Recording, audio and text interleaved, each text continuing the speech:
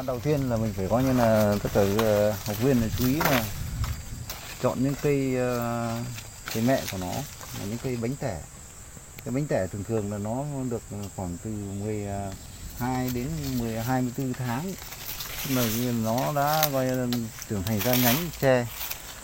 Đấy, ra nhánh tre. Nên là chẳng hạn như là cây bánh tẻ khi đã chọn xong rồi thì bắt đầu là những cái cây này, cành chiết mình chọn cành chiết. Những cái cành chiết này thì coi như là trước khi chiết ấy, thì mình cắt lại còn để lại là còn 2-3 mắt, 2 đến 3 mắt cả. Đây là 2 mắt. Cái 2 mắt nó dài quá thì mình lấy 2 mắt đến đây. Mình phải cắt cái này trước. Thì làm sao cắt cái cành này nó không để phải lấy cái mắt lên nảy mầm này.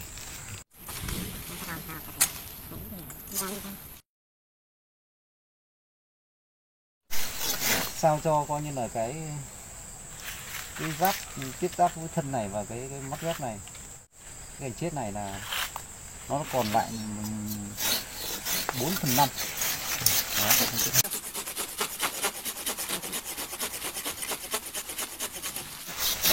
đấy, thì nó còn khoảng 4/5 của cái xong bên dưới của cái đùi gà này, giáp cái tiếp náp này mình sẽ đặt cưa cắt tiếp vào trong. Trước khi mà coi như là thao tác ấy thì mình phải cắt cái cành ghép, chọn cành ghép. Thứ nhất là phải chọn cây mẹ đã, lưu ý là phải bóc hết lớp bẹ này để nó trời phát triển dễ.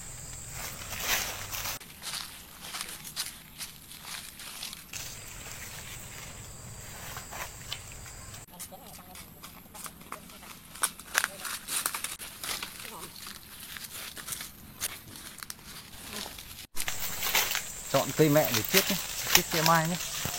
Thì cây mẹ nó phải là cây bánh tẻ, nó phải từ được 12 đến 24 tháng.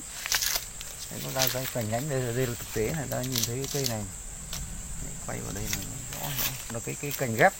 Cái mẹ là chọn được cái mẹ rồi, trước khi chọn được cái mẹ rồi thì sau đó chọn cái cành chiết, mỗi hoặc cành chiết. Để chọn cành chiết thì nó cái đường kính của nó khoảng lớn hơn 1 cm, đường kính của nó này, cái cành ghép này 1 cm. Khi chọn được cái cành chiết này rồi thì bước đầu tiên là ta hãy cắt bỏ tất cả những cái cành bé, chọn cành chiết rồi xung quanh cái đùi gà. Đấy, thì ta bỏ cái cành nhánh bé đi, cái cành rườm rà và bóc hết tất cả cái bẹ nó bám cái xung quanh cái đùi gà, bóc hết sạch đi. Chọn nhớ rất là có lưu ý là chọn sạch sẽ. Đấy, thế là bước thứ ba nữa là ta chọn cái mắt, cái mắt tức là cái rõng mắt của cành tiết thì chọn nó khoảng 2 đến 3 mắt. Cái cành này thì cái rõng của nó ngắn thì ta có thể chọn ta. Và trước khi chọn xong thì ta bắt đầu ta đặt cành tiếp là cắt bỏ cái cành đến bước thứ tư nữa là ta bắt đầu ta đặt cưa vào để cắt giữa cành ghép và cái thân mẹ của nó, rồi ra thẳng cưa.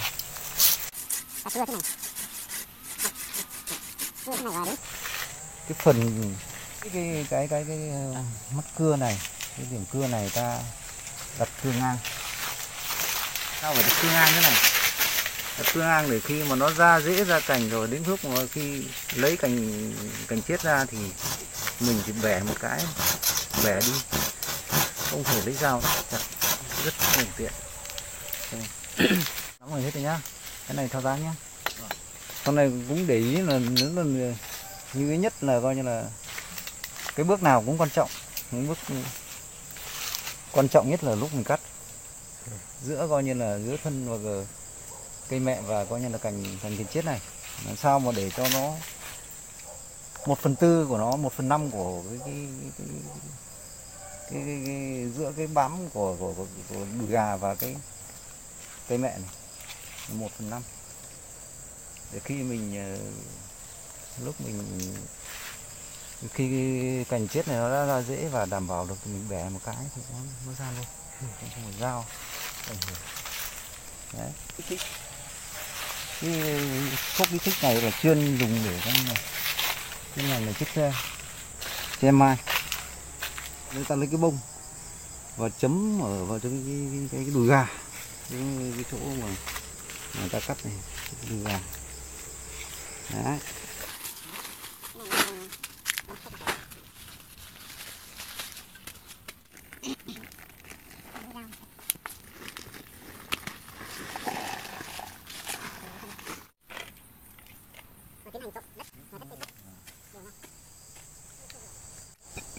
Thứ hai, bó sữa bò, ta làm một cái bạc bò khởi nữa, rồi cho nó xích chặt vào trong cành đấy.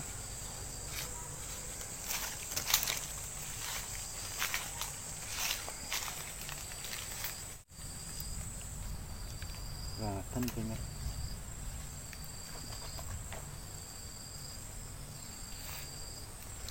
Thế là ta hoàn thành một cành chết của cây mai.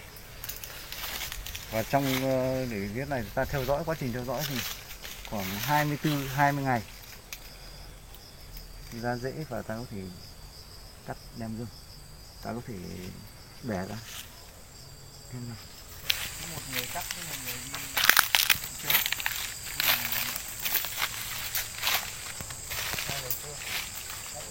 Hai người cái bình lên từ bà phải sủ đang tiến hành ghép cây.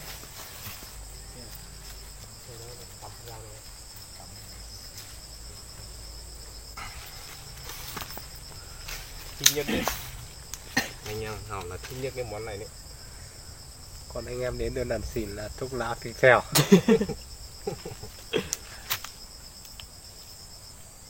Trộn sơ giờ vào anh nói.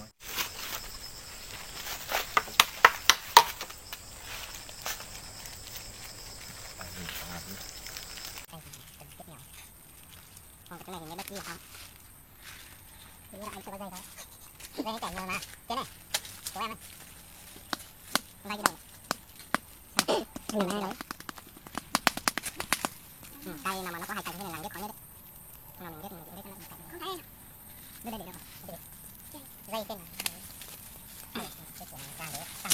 Vậy là cái này là khó nhất. Vậy nó đọc. Sao này anh này. Anh này phải tìm bóng nhau dưới tí. Còn cái thứ mà nó có hai cành này là biết khó nhất. Anh buộc chéo nào. Tí đấy luôn. Cái này nhá.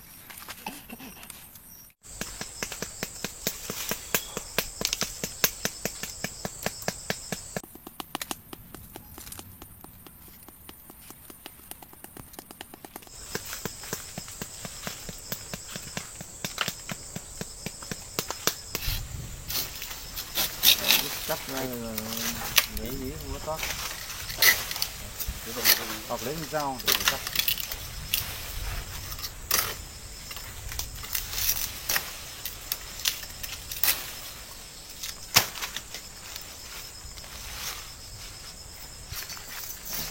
Cái cảnh.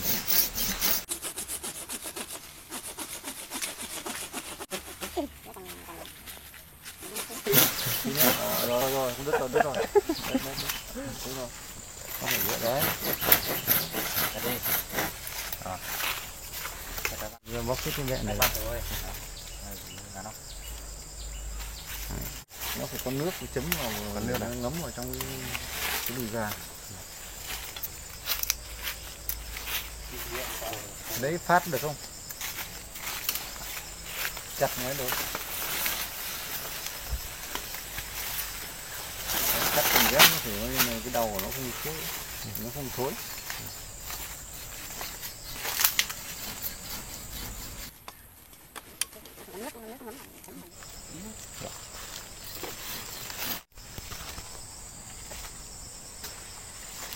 Xong mai kia vết ở đây làm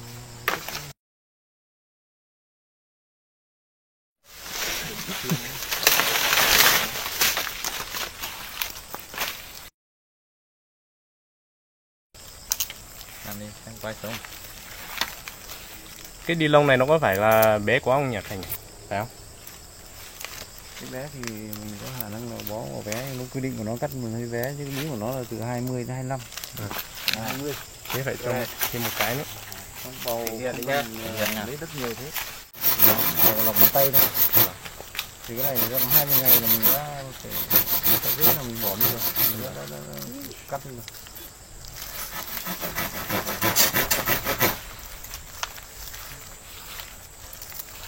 Quan trọng là phải làm trên này nó Được mắt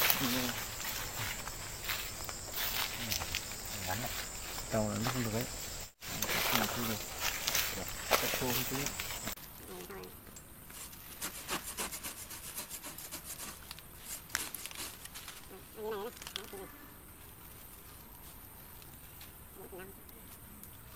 Nếu hôm đó là khoảng 10 ngày ra là nó dễ hơn. Dạ, đang biết nhở? Cái thuốc kích này là cho thuốc vào. Đất thì cũng cần phải quanh lấy nhiều đấy. Còn bé vừa đồng nắm ở trong bàn tay thôi. Khi bắt đầu ra rễ một cái khoảng 20 ngày là